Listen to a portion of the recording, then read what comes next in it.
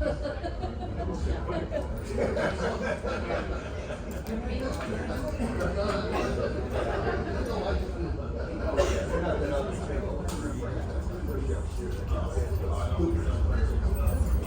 right, take two. Good morning. What are we doing for a Monday?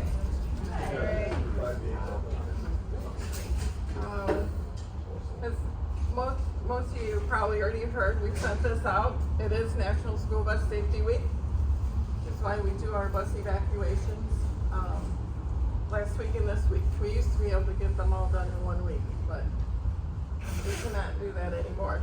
It's too many.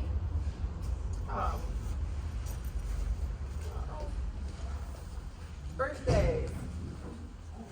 Jim Hope, Dale Martin, Julie Smith, and Kathy Stewart. Happy birthday this month.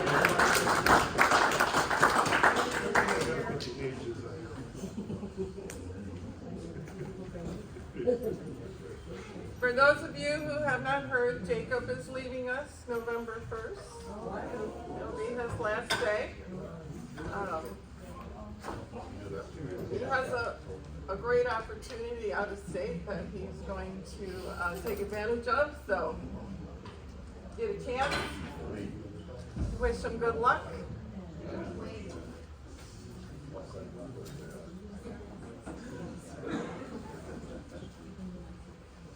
So we're going to review a few things here that get put up for National School Bus Safety Week. You guys are part of that. When you do those surveys that we hand out in the spring for drivers that are running your stop arms, this is where they gather that information from. It's nationwide. And you can see in 21-22, more than 51,000 vehicles passed stop school buses on a single day. 22-23 has gone up to 62,482. And that's just drivers that are participating in the survey. So it's likely a lot more than that. 22% of nation school bus drivers in 25 states participated in 21-22. So you can see what I'm saying. It was probably, a quarter. That was probably a quarter of what actually happens on one day. This year we had 25.8% participation in 33 states. And it does show you, when adjusted for 100% of school bus drivers, 21-22, projected across 180 days, which is your typical school year, would result in 41.8 million violations. In 22-23, when you take that projected across 180 days, 43.5 million violations. Almost astounding, isn't it? That many people can be that careless and think that little about a child's life. Mary? What is the punishment for running? What are people actually getting punished with? Are they getting a warning if they actually blow it? First you have to be able to prove it, right? So we do send ours in when you guys send us the information. If we don't have enough information, there's not a lot that they can do about it. If we have a plate, a letter will be sent to them. Which does what? Basically a warning, making them aware, that it was reported, that it was. That's it? Right now, yes. When do they get the ticket? Police If no one's officer here, sees them. the police would have to see it. The police would have to see it, correct me if I'm wrong, Jim or Scott. So they would have to see it, or we would need to have the cameras that could see that. And as you've seen, we've showed you, I think it was last month or August, you can see the car, you can not only read the license plate number. And that's, kind of where we're struggling.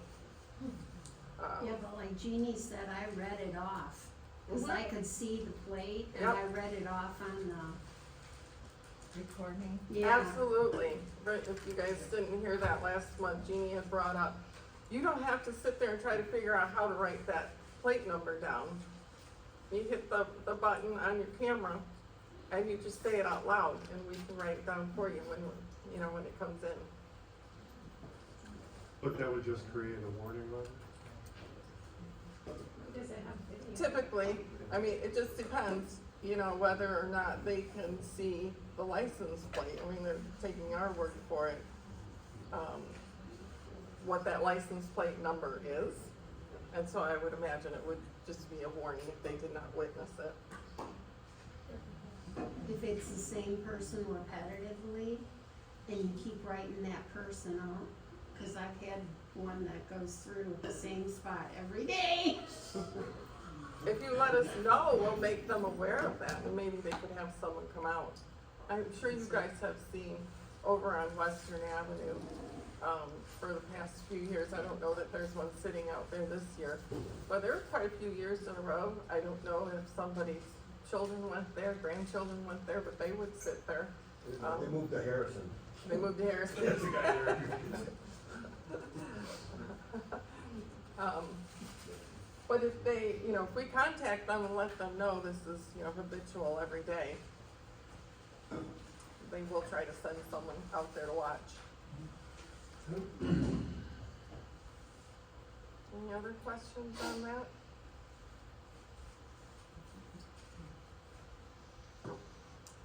Alright.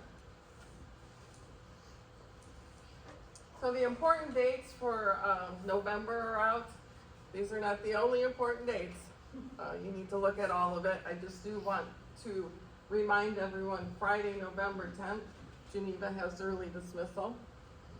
It means everyone's driving, and Guelph is a non-attendance day.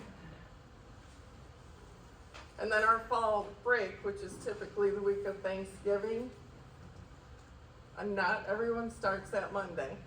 Geneva's first day of fall break is Monday, but all school districts and schools can be different.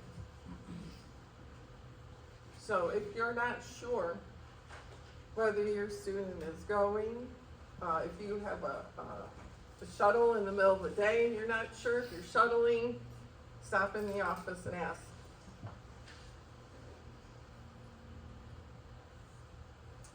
Reminders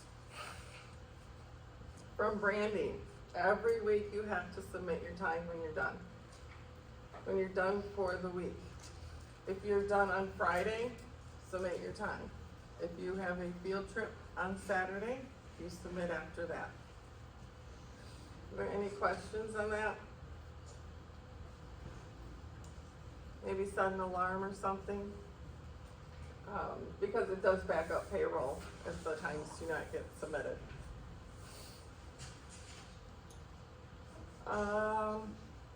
You do not get extra time for fueling. You get 2 pre-trips a day.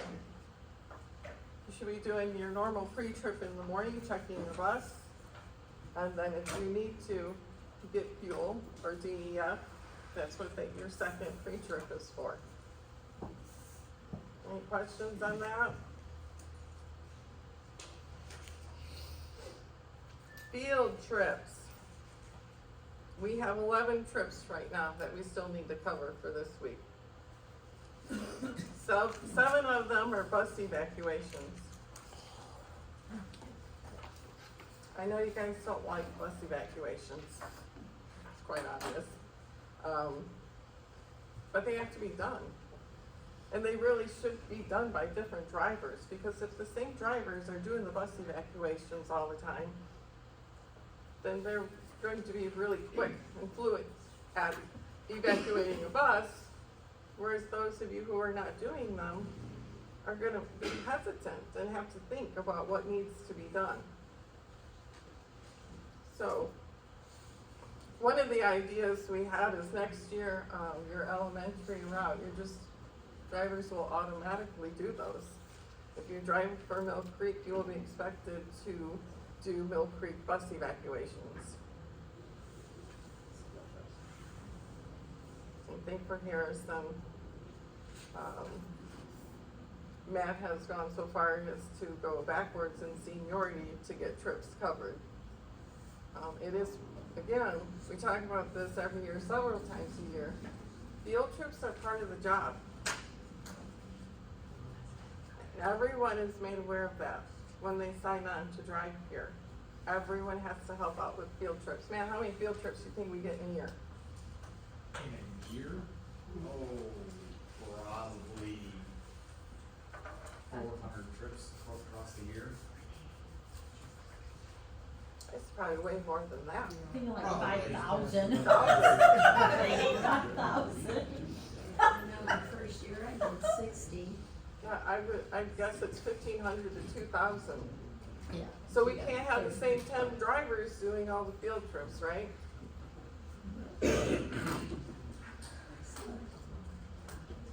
So get signed up.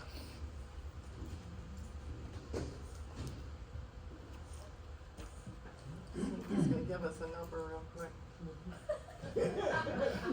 Now we're all curious. 1,400 a year. So far this year, we're at 286. So you can see how this becomes a problem if everyone isn't helping out with field trips. It also leads to, there are people willing to step in and do them, but they're doing so many field trips, now they're out of hours.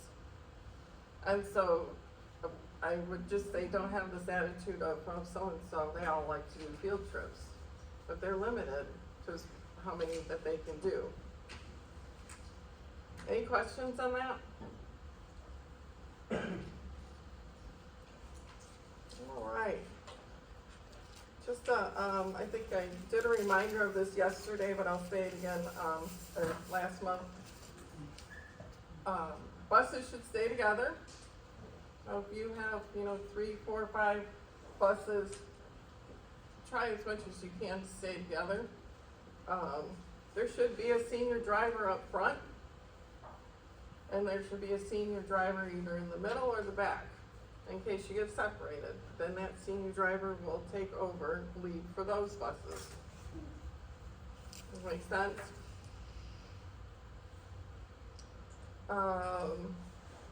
The senior driver also decides which way you're going. So, if you're not sure,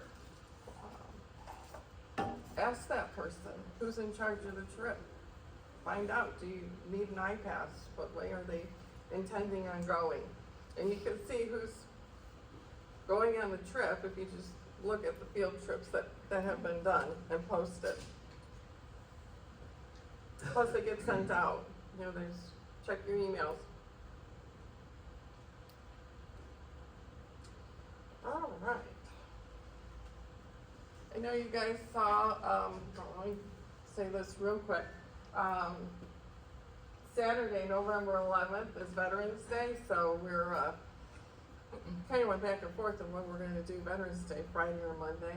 And I think we, finally decided, since we have a safety meeting that Monday, that we would combine it. We're gonna do a breakfast, as we normally do for our veterans, and then we'll, celebrate them, during our safety meeting. But we will be getting a sign-up sheet out, for people to bring something in for the breakfast.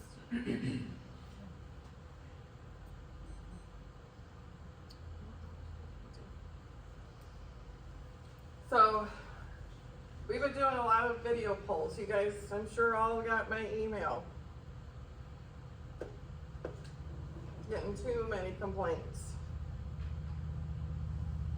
And so we're gonna talk about some of the biggest things that we're seeing right now.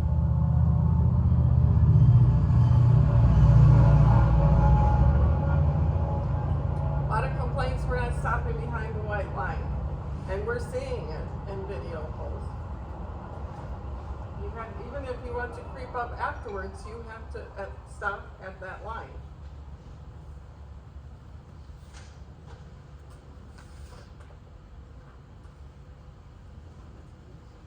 All right, what do you do if there's a crosswalk?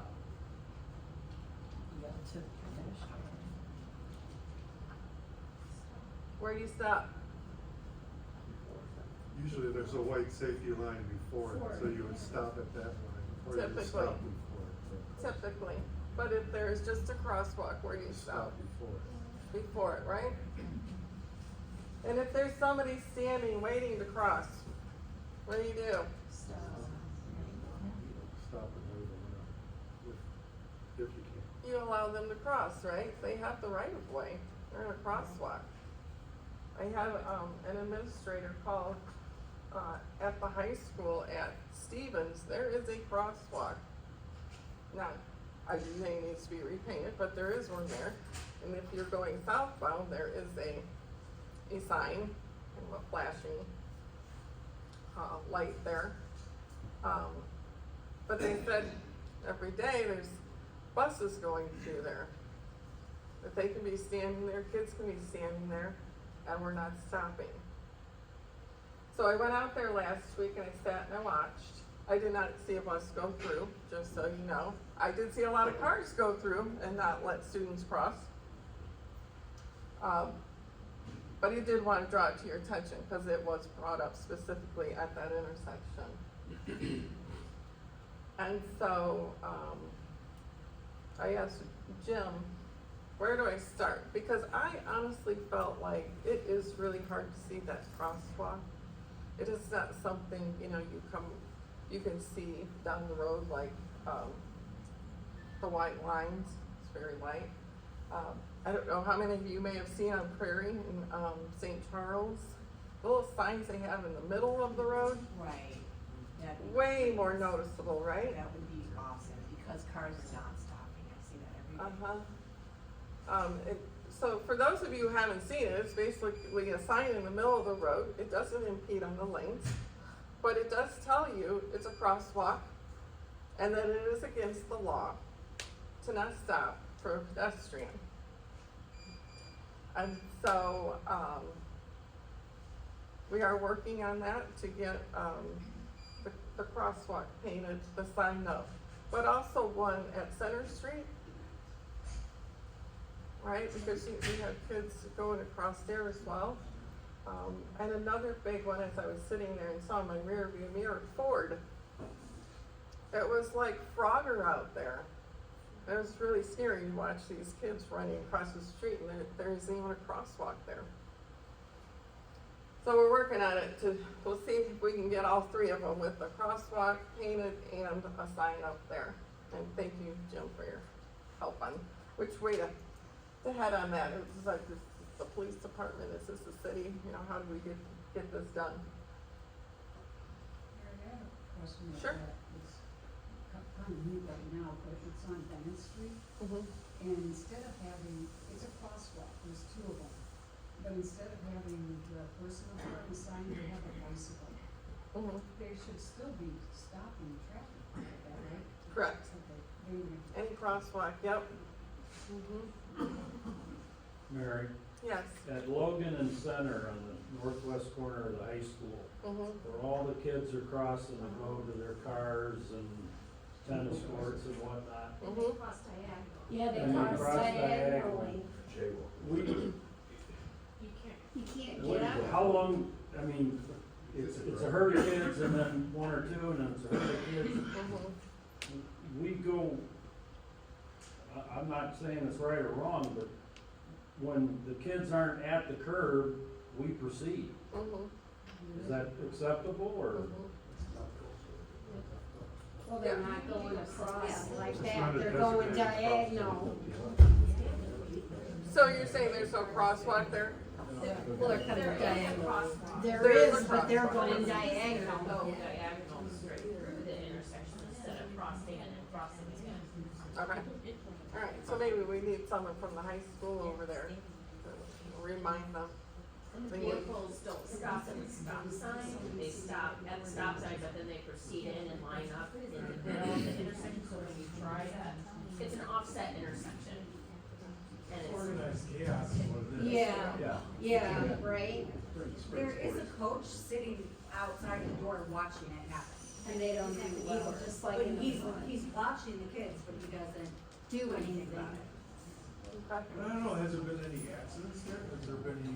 it's a miracle if not. All right, so All matter I'm on, saying- All I'm saying is it's, at some point, if the kids are far enough back, I proceed, Yep. because they're not at the corner yet. Right, Trying to make eye contact. Right. You gotta- definitely need to make eye contact, They don't. yes. They don't want They're having fun. And some of the kids will stop, you know, they'll see you wanna go, and then they'll let you go, but then, are we wrong for not letting them go? They have the right of way. But if they're not using the crosswalk, Yeah. where's the, And in the front of the school too. And then they cut it right across from the parking lot and they don't use the crosswalk, they're cutting across. And we've even seen teachers do that. And they're not using the crosswalk. I think it's, I need a visual, I'm so mad, or I will go out there and take a look at it. I know they had this issue at, Larkin High School in Elgin, to the point where kids came out of that school, and I don't know if you guys, a lot of you do field trips, you probably know where I'm talking about. And they would just fill the streets. I mean, it was chaos, the kids coming out of there. So they put up a fence, a really nice looking fence, it's Yeah. just a wrought iron black fence that funnels them to the corner. So, Oh. yeah, so, that's, wow, that's a great idea, maybe we need that over there. Like herding cats, right? That is a good idea. That is a good idea. So we can check on that as well, you know, maybe we can do something temporary for now and figure out if we can get, you know, a little fence up there or something to keep them Snow fence. geared towards the crosswalk. Any other questions on that? Can I add something to that? Sure. So if they're crossing the crosswalk, that does not mean you start inching forward as they're almost to the street, or to the next sidewalk. You are effectively driving a bus at them as they are still in the road. And I did watch somebody's video where they did this. At the high school, the kid was crossing the crosswalk, and a bus rolled forward as they were still crossing. Mind you, they don't cross the crosswalk, but you're approaching a student going forward that's in the street. You gotta wait until they completely cross the crosswalk. Patience, you get paid by the minute. But that's why, that is why we went to that, so that no one was racing, so that we weren't, feeling that pressure of gotta go, gotta go, gotta go. And so if you have to wait, you know, an extra 30 seconds, to keep a child safe, then that's what we should be doing.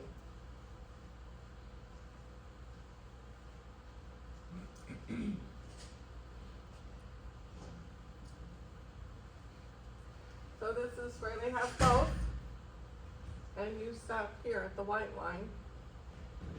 Again, if you have to creep up to see afterwards, you can do that, but you have to stop behind that line. Unless you're in Mill Creek, right, Dave? Oh, that one, okay. I know what I do. So our routes that we train and we test people, there's actually, it's flipped. You're It's- scared, I thought what I do. So the crosswalk is here and the white line is here. Yeah. Doesn't make sense, right? But yeah, that's a little ridiculous. I don't know how you do that.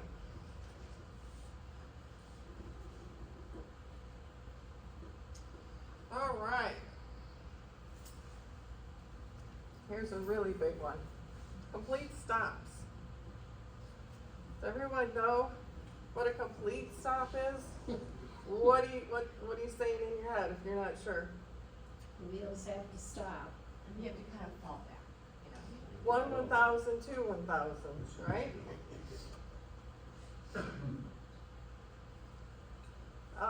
We have seen many a times, pulling these videos, that people are coming up, they're slowing down.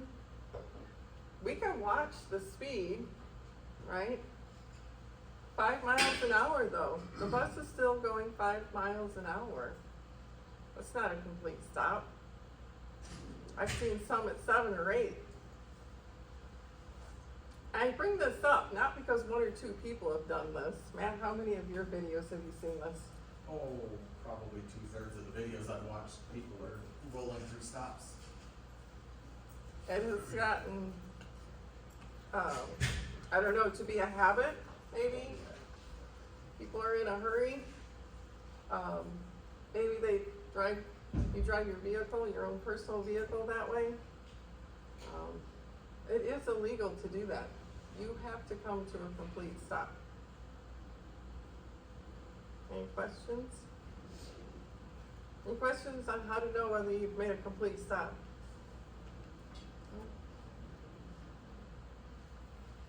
Another big one.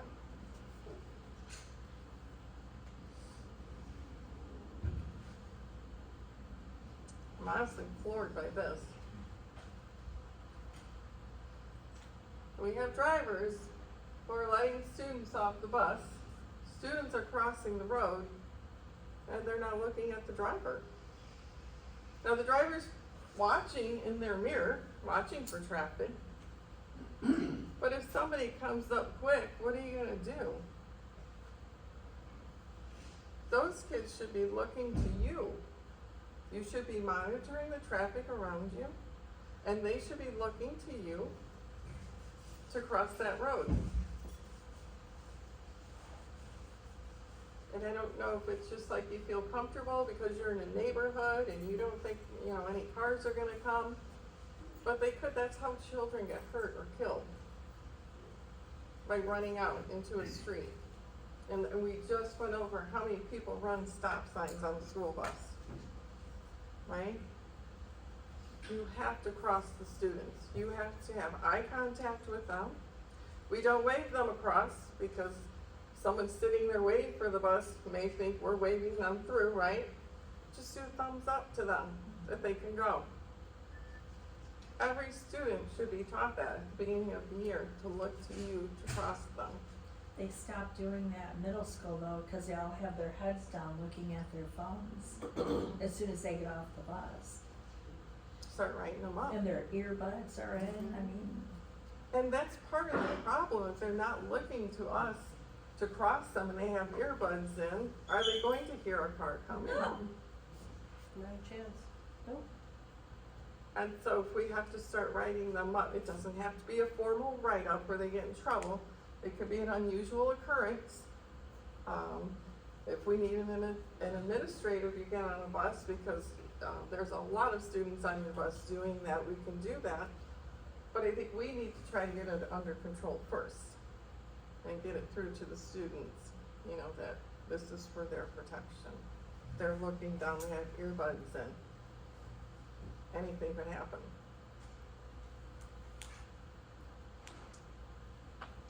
Any questions? So if this is not happening on your bus, it needs to start today with training the students on what to do. If you need help, let us know. Matter, I can jump on a bus too and help you explain.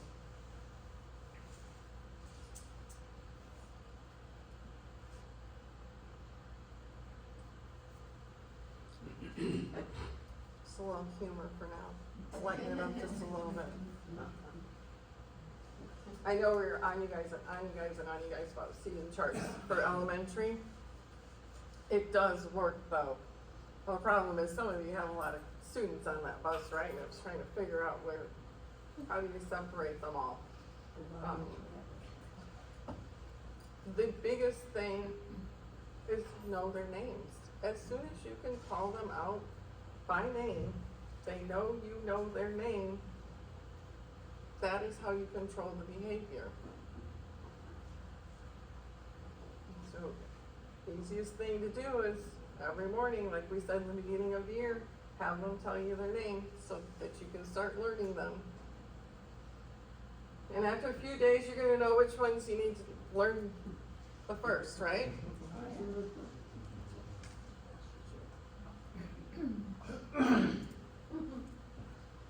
So, some of the things we've seen on the video, students on their knees, They're in their seat facing backwards. Students standing. And students being too loud.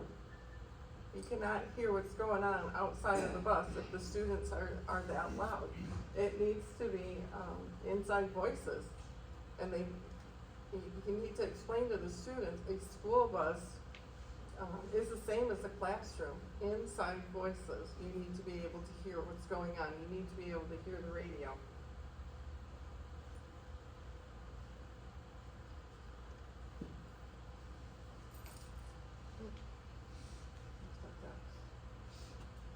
Alright, so, one of the things, Matt, you wanna show,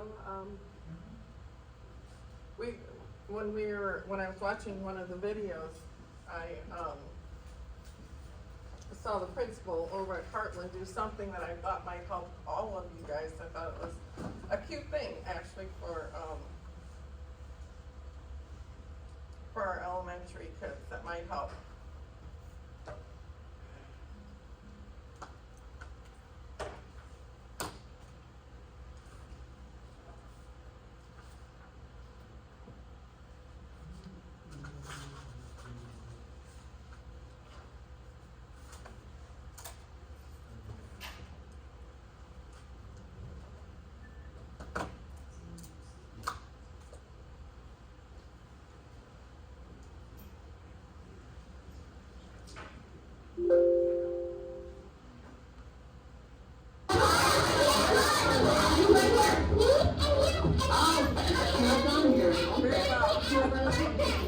They're still sitting.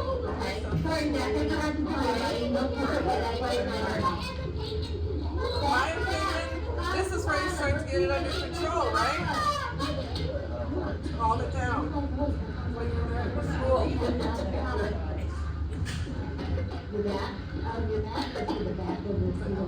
It's not moving.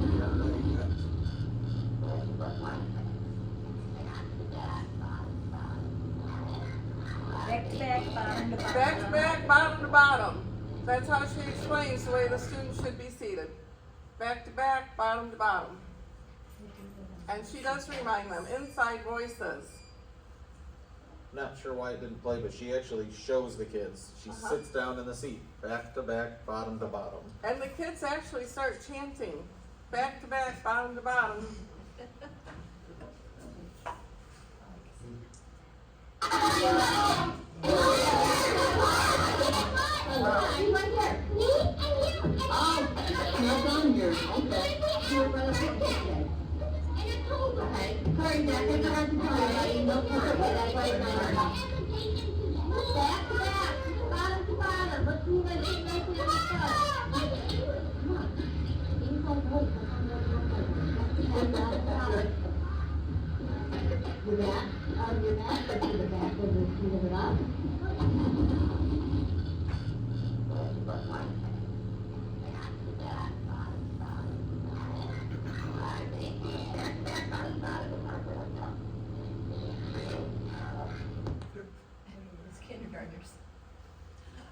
And the driver actually gets, going through the route, and one of the students, you can see her up front, she does not like back to back, right? But he tells her back to back, come on. And they respond to it. I mean, if you keep saying it, they're going to get it. It takes work though. There is no way that you're just gonna get on an elementary bus and those kids are gonna sit still after they've been in, school all day. Any questions on any of that?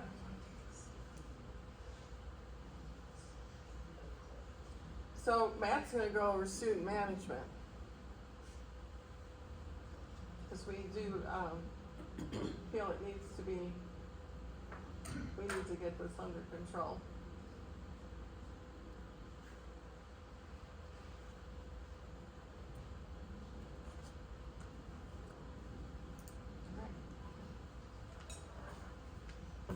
So what is your primary responsibility? Safety. Safety, getting the kids to and from school safely. Everybody should be able to answer that one, cause it's right up in front of your faces right there. You cannot allow students' actions to distract you from driving. If they are causing something that is distracting you from driving, that risks everybody's safety. It needs to be addressed, or if bad enough, written out.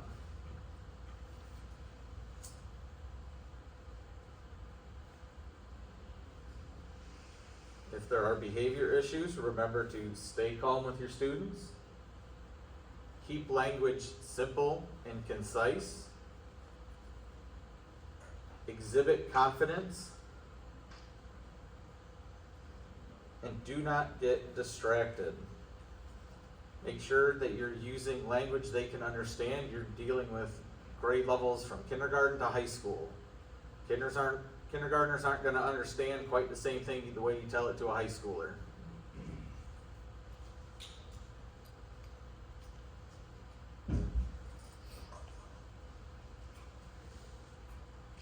We've gone over this acronym before. Does anybody remember the acronym WARN? W stands for warn them. Your first step is a warning. Even if we need a paper trail, and on those write-up sheets, there is a warning section. A stands for action. This is when you do something and let them know. Make sure whatever you're doing is something you can follow through on.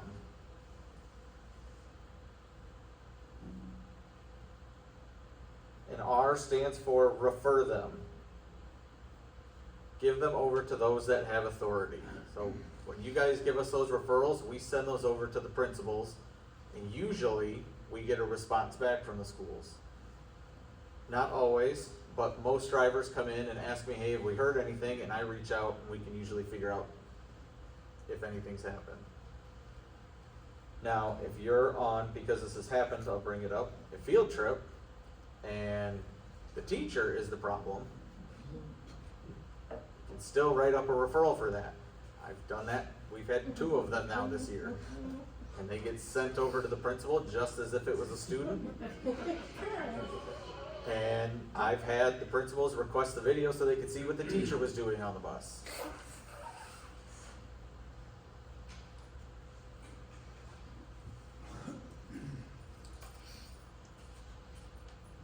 So, some ways to maintain student discipline.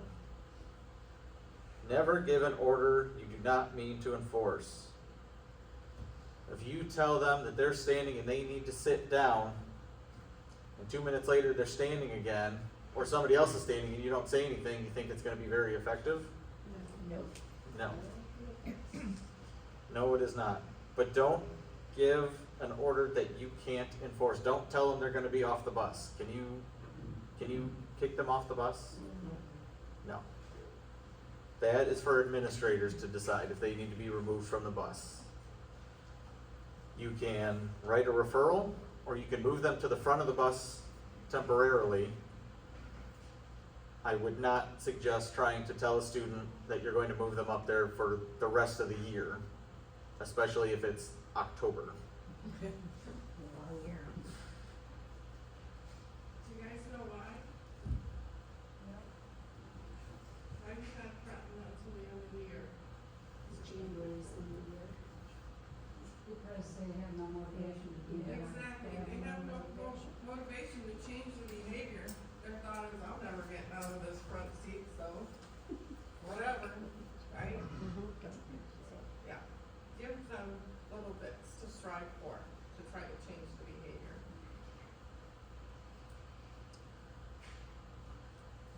The response of the student is an action. Give your command to stimulate the action, not to check it. Say, do this rather than don't do that. Even when they're doing something that is unsafe, you want to try and keep it as a positive.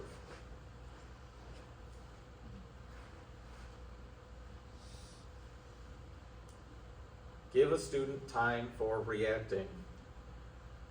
How quick does a kindergartner react when you tell them that they're doing something wrong?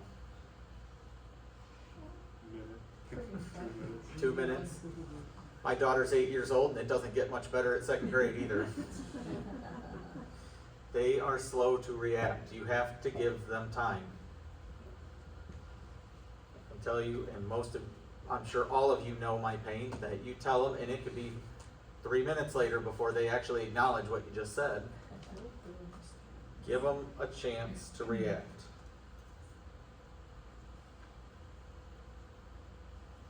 Have a reason for what you ask a student to do, and when possible, take time to give the reason so they can see the point. The reason for most things you're going to tell them to knock it off is safety. What Mary and I have said it before is choose your battles. Not sitting in the seat properly, that's a safety issue. Them being obnoxiously loud is a safety issue.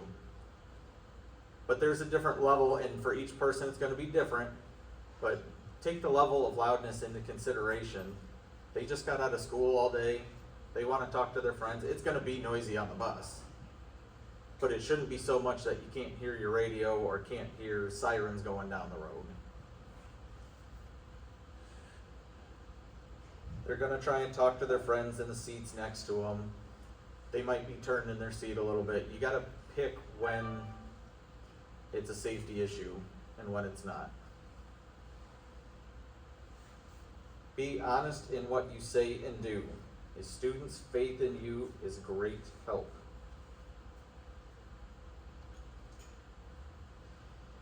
Be fair. It isn't punishment. Injustice makes a student rebel against you.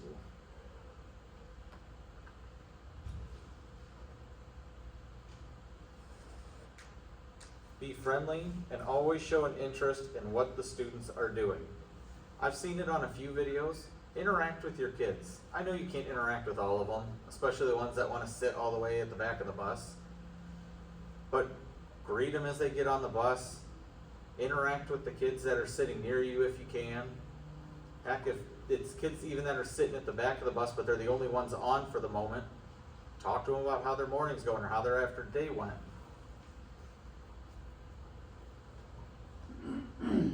And commend good qualities in actions. Always commend good qualities in front of the group. Why? So they can see the good side. There's two sides to everything. There is. You want them to see the praise for the good side, but then you discipline. If you got to do a referral, you pull the student aside at the end without anybody else around.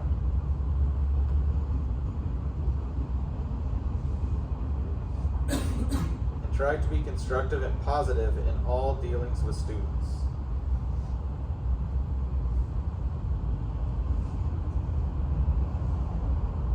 Remember that a sense of humor is extremely valuable.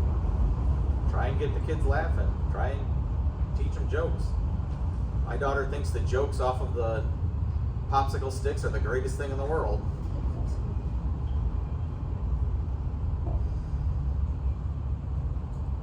Absolutely never strike or touch a student.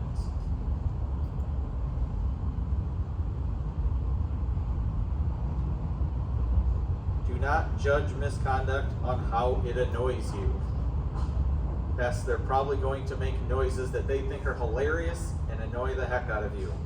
Making fart noises, spitting with, doing goofy things that kids do.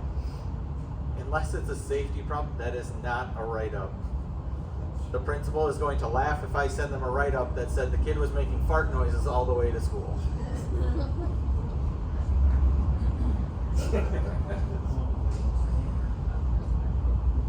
Do not take personal feelings and prejudices out on the situation. Maintain poise at all times and do not lose your temper. What happens if you lose your temper at a student?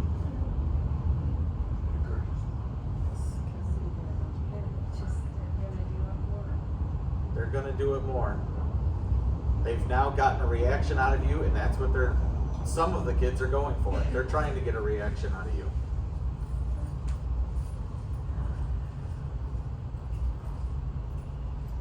Remember, the tongue is the only keen-edged tool which grows sharper with constant use. Do not nag, bluff, harass, or be offensive to your passengers. Remember, it's not always what you say, it's how you say it.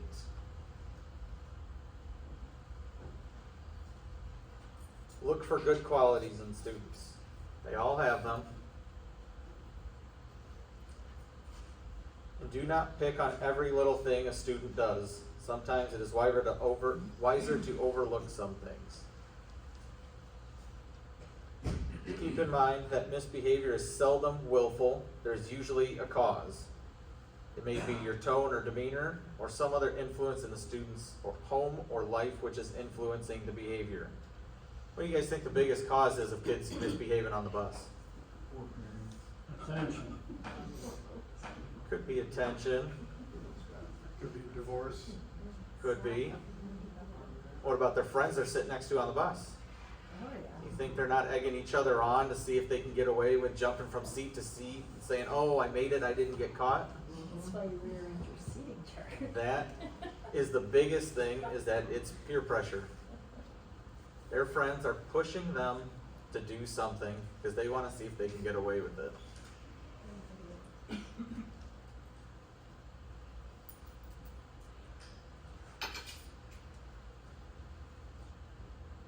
Listen for suggestions and complaints from the other students. You will hear, I've watched some of these videos and you can hear the kids calling each other out on the bus. So-and-so's moving. You know, the kids, especially the younger ones, seem to be sticklers for the rules. Pay attention to what your kids are saying. They'll let you know what's going on the bus. Follow up on all cases which have been disciplined. So like I said, a lot of drivers come back to me about their write-ups. If you haven't heard anything, come back to me, let me know, or Kelly, whoever you gave the write-up to. We'll find out what went on. Usually they're good about getting back to me.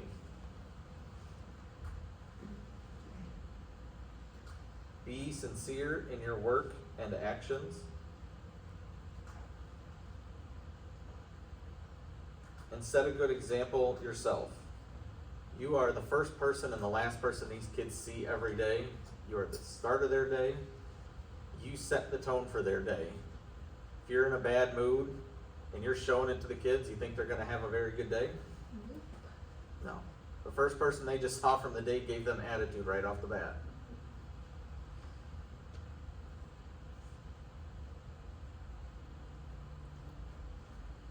Intelligence in handling youth consists of thinking faster than they do. If they can outthink you, you are not using your maturity.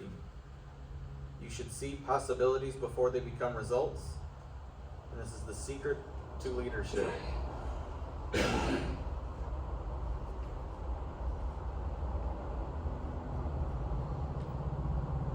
Defiance of established procedures comes from a failure of some adults to keep the situation in hand. If there is a danger of a direct break, the student should not be forced. An adult's will should never be pitted against that of a student. It is that far wiser to give some simple and consistent direction that will be obeyed and gain control quietly.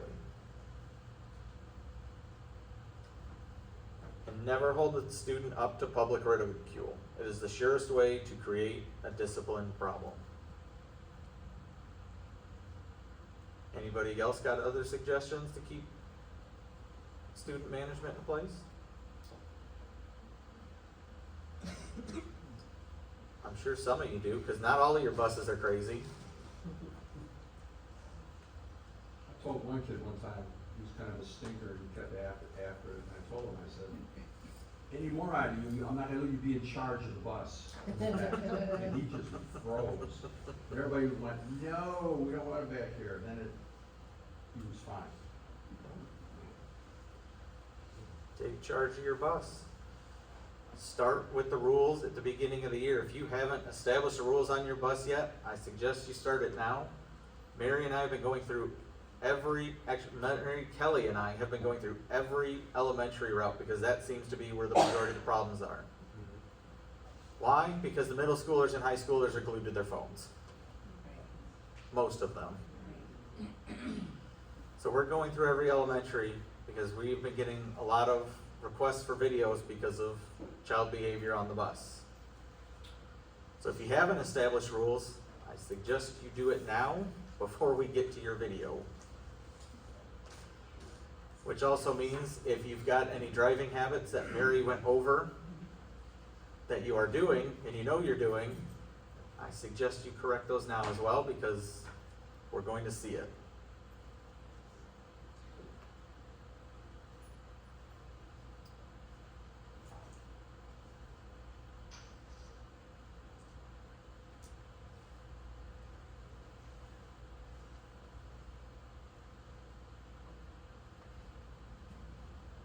Any questions on anything? You guys are always quiet when I get up here, but you talk to Mary.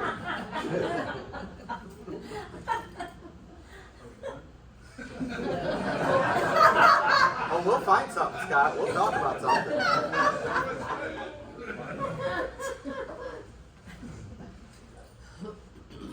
How did that inspection go when the state came out? When the inspection came out, we got, what, 3 dings, Mary? 2 scrapes, 1 scrape sticker and 2 warnings. Well, what it was, they turned the bus on, and you could turn its regen or something like that, the light came on. Mm-hmm. It was kind of one of those things like, are you kidding me? When they turned this bus on, all of a sudden this light came on, so we got a ding for that, what was that one?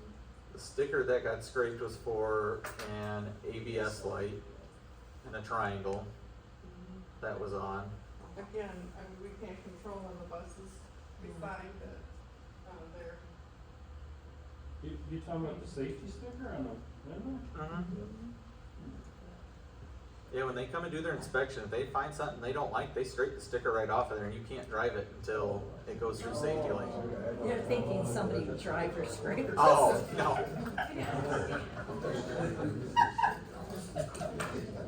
And then the other one we had, the other warning was because the back door latch on one of the buses was not securing and it had not been written up. So you're curing the back door, so when you open that back door, there has to be some kind of, It's not that the door would fly open. yeah. Right. It's just that You're this Talking about the thing. hold open? Yes. It either has to lock in place or there has to be a hydraulic that holds it in place outward. When it's open. Correct. When it's open, yeah. And the That's bus, for evacuating. they gave us a warning and gave us time to fix it because they were here for 2 days. We got it fixed, but they told us it has to hold.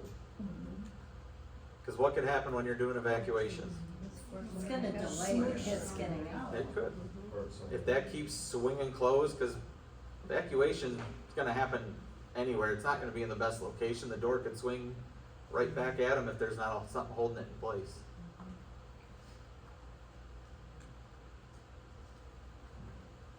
Are we getting a new mechanic? Do you know one? Someday. We will start after the season. We're trying. Yeah. Let you know when I have time for that. Hey, we had a year, we started a year with no mechanic. Yes, what Matt was and I that? were coming in doing fluids. About 2 years ago I now, got to before apologize Jeremy to started. Jeff. I'm sure glad we partnered up with me right now. You lift the hood, I'll do this. Oh.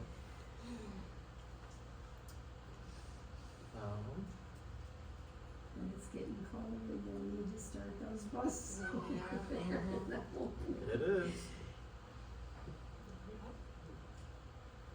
So since we're on the topic of student discipline and we're talking backdoor evacuation stuff, those of you that are doing evacuation field trips, this is the perfect time to go over school bus rules while you have all of the students in the building on your bus in front of you. All of you know there's a script, right? It's really not hard to do bus evacuations. No, We tell you exactly what you need to go over, there's a whole script for you. but you can fix it too, to make Yeah. it more age appropriate. Mm-hmm. You know, to keep their attention and make them participate while you're doing it. It's not hard. It's not hard, and the middle school would probably feel like most intimidating, it's, they're always goofing off. It's their lunch. Right, You you just tell wanna 'em. get done, you just tell them, let's do it right the first time, you can go eat. Yeah. It's actually really easy to do middle school. Yeah. High school's the same way. Their lunch periods, they want out. Yeah. They wanna go eat. They'll sit and cooperate. You're really just going over all of your exits and the rules of the bus and what's gonna happen. Right. That you're gonna go over your side windows, how to use them, that there's instructions there, your back windows, your hatches. And you're gonna talk to them what's gonna happen when they need to go out the back door. How are they gonna climb out the back door? That two kids need to go out the back door first and help everybody slide out the back door. But we don't do backdoor evacuations. No, we don't do actually front take door. them out the back door. But the, We used to, I know, it's a liability. but we've been doing, front doors because the back doors that risk a student getting hurt in the process.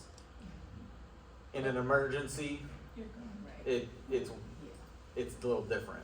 I think the biggest thing though for them to understand is like Matt said, two students go out first so they can help.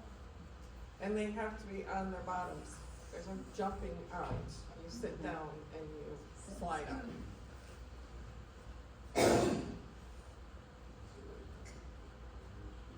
But it's also making sure that those students know, show them the basics of where's the radio at? Because what if you get in a bad enough accident and you're out cold? Right. Now you just got a bus full of kids that don't know what to do. You're not telling them anything that's crazy. It's all the basics of how to use stuff, how to use the radio, call for help, pull the parking brake, that kind of stuff.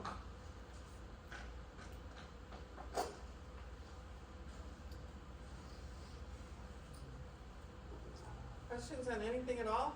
Doesn't have to be about what we talked about Were today. there any accidents this month? There were not.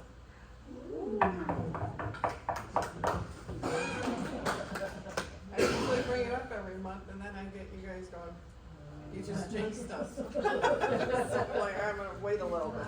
That was 2 months in a row, right? It's 2 months in a row, yes.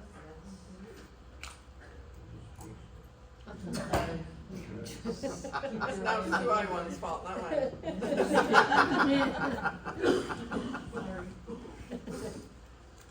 No, it's a great job. I mean, I know there's a lot of traffic out there.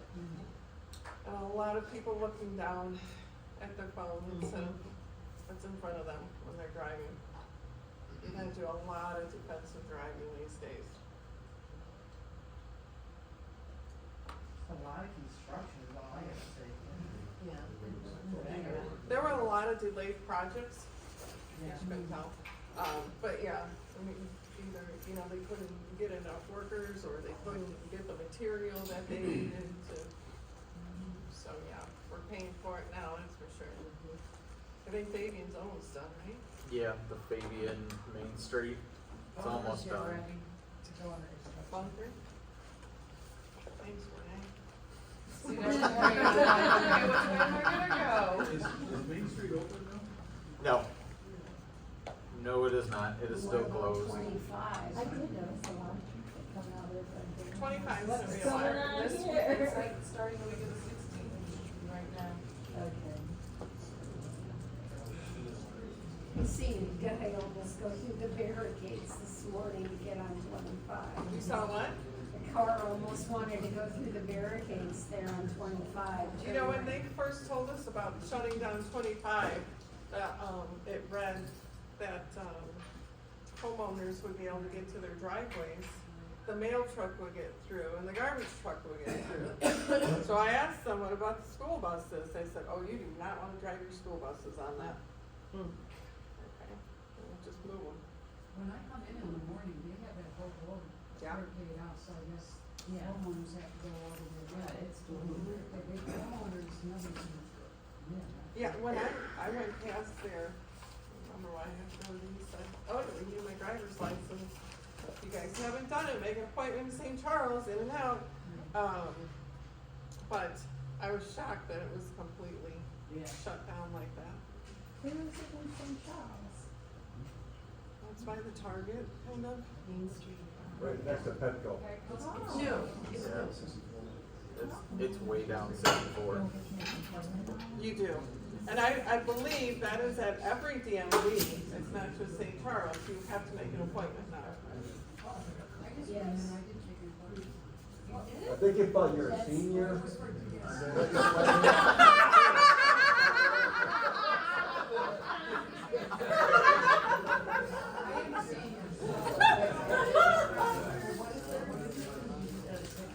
The DMV. What is that? To get the sticker, I got right. I don't know about Oh, stickers. stickers, that's no problem. It's all the other. Yeah, I'm just talking about driver's license, so renewing your driver's license. They told me at the one, when I got mine renewed out there, Uh-huh. that one was not gonna have appointments. Which one? It's the CDL Yeah, the one. CDL facilities don't need one, only the D drivers have. Oh, so if you go They to said- DeKalb, That's weird. Well, I don't know about DeKalb, but, that's a CDL one. the one in West Chicago. Well, that, nothing like making it really confusing. Yes. That's what they told me, they weren't gonna do, they weren't gonna do appointments, but that was only CDLs. On the east That side. one in St. Charles. On the east side? It is not, but you can renew there. If they pull you for a test, obviously, you're not gonna be able to go there for that. But they did renew mine. Just make sure if you do go there, cause it's not a CDL facility, don't leave there without making sure you still have your school bus permit and your passenger endorsement. It becomes a big mess if they forget to put that on there. I do have a question that's been bothering me with the complete stops and the creeping up. My fear is we're getting rear-ended because people are too busy with their phones and stuff. So what's the liability as a bus driver when we make a complete stop and then we start to creep up when we get rear-ended? Do we have, I mean, as long as we're, That's if not our we're fault. clear, right? That's a Not our guy fault. behind your you for fault. following So you, if we of course. say a complete stop and we creep up and they hit us, it's not anything on us. Nope. So they would get dinged for following too close. Well, you should be rolling so slow, they're not thinking you go. It's a fear though. I know in my own personal vehicle, when there is, a road where on my way home that I have to do that, I have to stop and then every day, if there's someone behind me, I'm like, oh, please don't hit me.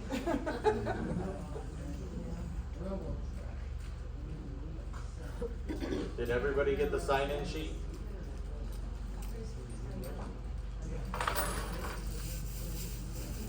Alright, real quick before you guys go, like Mary said, there are 11 field trips I have to get covered for this week.